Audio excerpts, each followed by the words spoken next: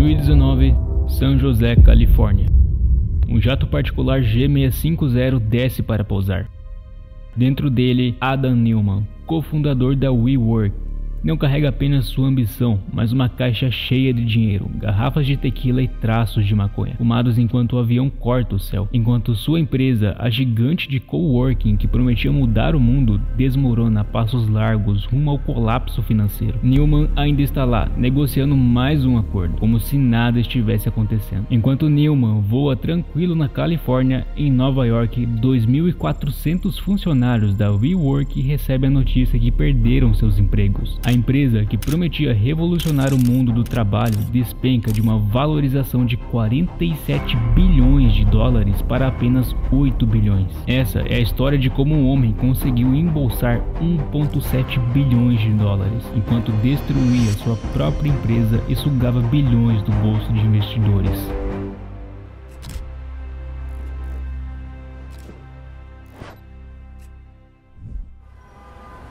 Voltamos para 2010, em Nova York. Adam Neumann, junto com Miguel McKelvey, abre o primeiro espaço da WeWork. Um começo humilde, mas que logo se transformaria em um império, em uma verdadeira máquina de enganar investidores. A ideia parecia simples. A WeWork alugava grandes espaços, reformava tudo, dividia em escritórios menores e subletava para startups, freelancers e pequenos negócios. Mas Adam Neumann não chamava aquilo de imobiliária, ele chamava de revolução. Uma mudança radical na forma de como vivemos e trabalhamos. Uma palavra bonita para vender um sonho que ainda nem existia. Antes de tudo isso, Neumann já havia se metido em vários negócios malucos. Seu primeiro, vender tampas de bebê com pés. Um fracasso total. Mas Adam tirou uma lição clara disso. Não importa se o produto funciona, uma ideia bem apresentada vende muito mais do que o próprio produto. E foi exatamente essa lição que se tornou a base da WeWork. Não era só sobre escritórios, dizia ele. Somos uma empresa que cria comunidades. Temos nossa missão. Nosso principal trabalho é curar e criar cultura, dizia Neumann. Seu parceiro Miguel, arquiteto de formação, cuidava do design dos espaços. Mas desde o primeiro dia, toda a atenção estava em Adam. Ele não estava apenas construindo uma empresa, ele estava construindo um culto pessoal. Caminhando pelos escritórios, citava filósofos, falava de futuro em que todos viveriam e trabalhariam em uma perfeita unidade. E ele conseguiu convencer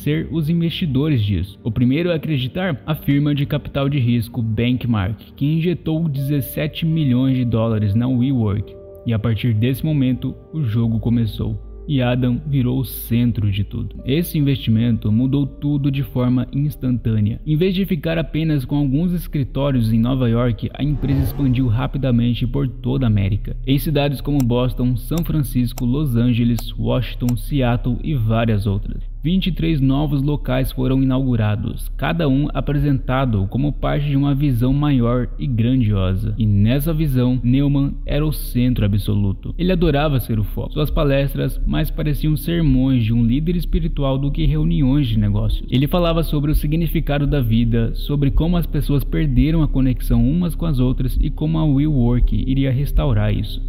Se você quiser mudar o mundo, comece mudando a si mesmo e faça isso pelo exemplo, dizia ele. Na verdade, podemos mudar o mundo. Acredito que nossa missão, como judeus neste planeta, é dar o melhor exemplo possível. Suas palavras tinham muitos detalhes específicos, mas soavam inspiradoras e quase inquestionáveis. E isso foi o suficiente para fisgar os capitalistas de risco que buscavam investir em algo maior do que um simples espaço de escritório. Shalom Shanghai! This is the Nashville Show! I'm looking for a company that's going to change the world. No meio de tanta conversa e promessa de transformação, o culto em torno de Neumann dentro da empresa só cresceu. Os funcionários eram instruídos a dar orações de encerramento após suas palestras e ninguém ousava questionar suas ideias. Para muitos, ele não era apenas um CEO, ele era um profeta. Us together, all of us here, is every one of us is here because it has a meaning, because we want to do something that actually makes the world a better place, and we want to make money doing it. Neumann também convenceu investidores e empregados de que a WeWork era uma startup tecnológica. Mesmo sem criar softwares ou possuir patentes revolucionárias, ele argumentava: Assim como o Uber mudou o transporte e o Airbnb transformou a hospitalidade, a WeWork transformaria a forma de como as pessoas trabalhavam. Ele não vendia apenas escritórios, ele vendia um sonho, e os investidores compraram a narrativa inteira. Com a chegada de milhões em novos investimentos, a WeWork iniciou uma expansão global vertiginosa. Londres, Tóquio, Berlim, Xangai e até aqui no Brasil, em São Paulo. Em poucos anos, a empresa já somava mais de 100 escritórios em vários países, ocupando milhões de metros quadrados de espaço de trabalho e anunciando planos cada vez mais ambiciosos. Para os investidores, tudo parecia uma expansão gigantesca e promissora, mas por trás dessa fachada grandiosa, a realidade era outra. Cada novo escritório trazia custos enormes: aluguel, reformas, armazenamento, salários, marketing, e os rendimentos nunca cobririam essas despesas. Em 2018, a WeWork registrou uma perda oficial de 1,6 bilhões de dólares. Mas em vez de frear ou ajustar o modelo, Neumann chamou isso de investimento no futuro. Neumann dizia aos investidores que o lucro não era prioridade. Para ele, o que importava era a escala e a missão. Construir grandes empresas não era o objetivo final. O verdadeiro propósito, segundo ele, era encontrar algo que realmente ama, ter certeza de que há uma intenção por trás e garantir que você vai tornar o mundo um lugar melhor. Dessa filosofia surgiu a ideia central chamada Nós. Nós vivemos um complexo residencial que prometia um novo modo de viver.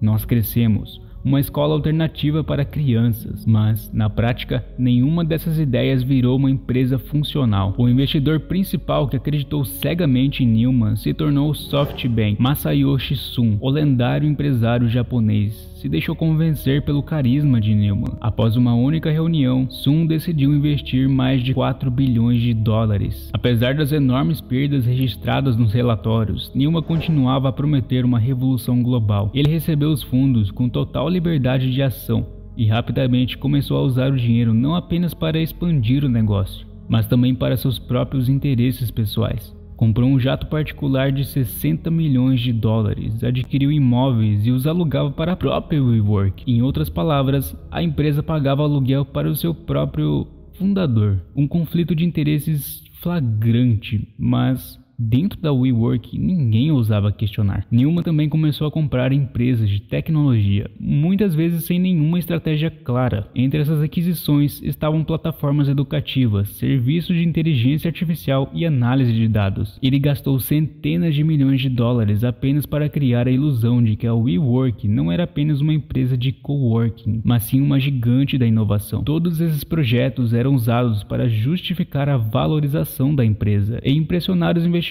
durante as apresentações. Na prática, todos esses projetos só aumentavam os custos, não geravam renda e eram fechados em poucos meses. Mesmo assim, a valorização da empresa continuava subindo. No seu auge, a WeWork chegava a 47 bilhões de dólares. Publicamente, tudo parecia caminhar para o próximo passo lógico, a oferta pública inicial. IPO. Para quem não sabe o que é o IPO, ele é o momento em que uma empresa abre seu capital e passa a vender ações no mercado financeiro para o público de investidores. Mas antes mesmo do IPO acontecer, Neumann começou a vender suas próprias empresas, levantando mais de 700 milhões de dólares. E isso levantava perguntas inquietantes, porque o fundador estaria vendendo se realmente acreditasse na empresa. Em agosto de 2019, a WeWork finalmente se posiciona para o IPO. E, a partir desse momento, tudo começa a desmoronar. O que durante anos havia sido mascarado por slogans e pelo carisma de Neumann, agora se tornava público. Os documentos revelavam uma verdade dura. A empresa não era apenas ineficiente, estava afundando em dívidas. Os custos já superavam os rendimentos e toda a operação da WeWork dependia inteiramente do dinheiro dos investidores. Naquela época, a empresa possuía mais de 700 locais em 39 países, gastando mais de 80% da sua carteira apenas para pagar aluguel, mais de 2,7 bilhões de dólares por ano. Jornalistas da Wall Street e da New York Times começaram a publicar exposeds, um após o outro. Todos os detalhes que antes permaneciam escondidos, agora eram revelados. Neumann havia usado o dinheiro de investidores para suas necessidades pessoais. Um avião privado que custava milhões de dólares, supostamente para viagens de trabalho, e propriedades propriedades pessoais alugadas para a própria WeWork, tudo sob o pretexto de mudar o mundo. Além disso, Adam registrou a trademark em uma empresa separada e depois vendeu esses direitos para a própria WeWork por 6 milhões de dólares. O escândalo público o obrigou a devolver o dinheiro, mas o episódio deixava claro como Neumann tratava os fundos de investidores como patrimônio pessoal. O mercado entrou em pânico. A valorização da empresa, que antes era de 47 bilhões de dólares, despencou para apenas 8 bilhões de dólares. Em vez de uma oferta pública inicial, veio o colapso total. O IPO foi cancelado e a WeWork escondeu documentos críticos. A casa de cartas finalmente desmoronava. Era uma falha clara de entendimento do mercado. O principal investidor, o SoftBank, tentou salvar a empresa, mas sob uma condição clara: Neumann deveria sair. Em outubro de 2019, Adam Neumann renunciou, mas não de mãos vazias. Ele recebeu 1,7 bilhões de dólares, parte como compensação e parte pela venda de negócios. Saiu como bilionário, enquanto os investidores que colocaram bilhões viram seu capital evaporar. Milhares de funcionários perderam seus empregos. Aqueles que acreditavam na missão e trabalharam longas horas receberam notícias de desligamento. No total, a empresa teve que demitir 2.400 pessoas, cerca de 20% da força de trabalho. A empresa não tinha nem dinheiro suficiente para oferecer os pacotes de desligamento adequado. Então, o SoftBank injetou mais de 6 bilhões de dólares para cobrir as dívidas e tentar estabilizar o que restava. Uma reconstrução massiva começou imediatamente. Os gerentes de crises cancelaram os projetos da WeLive e WeGrow, apagaram a expansão global e fecharam centenas de escritórios, reduzindo a operação a apenas 66 locais. Tudo aquilo que um dia parecia colossal agora se resumia a uma luta desesperada pela sobrevivência. Após a pandemia, em 2023, a WeWork oficialmente encerrou os desligamentos. Uma empresa que chegou a valer 47 bilhões de dólares agora não conseguia nem pagar o aluguel. Essa não é a história de um esquema de fraude tradicional. É a história de como um homem conseguiu uma empresa baseada em promessas sem modelo de negócio viável e ainda assim lucrou.